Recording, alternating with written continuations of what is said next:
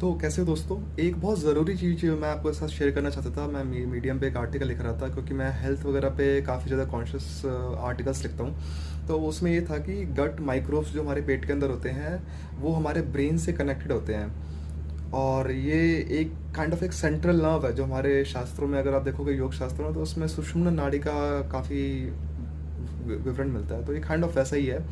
और जब हम जो भी हम खाते हैं, तो वो माइक्रोब्स जो हमारे पेट के अंदर होते हैं वो ऐसे होते हैं कि वो ट्रांसफॉर्म हो जाते हैं। अगर आप सात्विक खाना खाओगे तो वो सात्विक तरीके से पूरा ट्रांसफॉर्म हो जाएगा, वैसा ही आपका फिर मन पे असर डालेगा। तो योग में इसको बोलते हैं मनोमय कोश। 5 कोश होते हैं।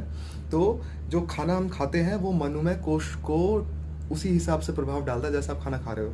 अगर आप रासिक तम से खाओगे तो आपका मन पे वैसा प्रभाव पड़ेगा, और उसी हिसाब से आपके विचार होंगे, उसी हिसाब के आपके कर्म होंगे।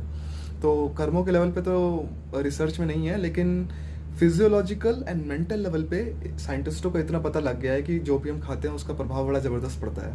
तो खाना सही होना बहुत ज़रूरी है। तो ये मैं आपको शेयर करने का मेरा रीज़न ये था कि आप अब मैं जो अब शेयर कर रहा हूँ, मैं चाहता हूँ उसका आपको पूर्ण रूप से लाभ मिले। उसके लिए सत्वगुण में आना बहुत ज़रूरी है। तो आप अपना खाना पीना, आहार व्यवहार वैसा ही रखें, इवन आपका फ्रेंडली सर्कल, ताकि आपको इसका पूर्ण रूप से फ़ायदा मिले। वरना कई बार क्या होगा, आपके मन में बहुत संशय होंगे कि यार ये चीज़ कैसे समझ में नहीं आ रही, ये ऐसा हो ही नहीं सकता। समझ रहे हो? तो उस चीज़ को लेके मैं शेयर करना चाहता था। अगर आपको ये medium article with research paper चाहिए तो कमेंट में आप बोलिए, मैं आपको भेज दूंगा। Thank you.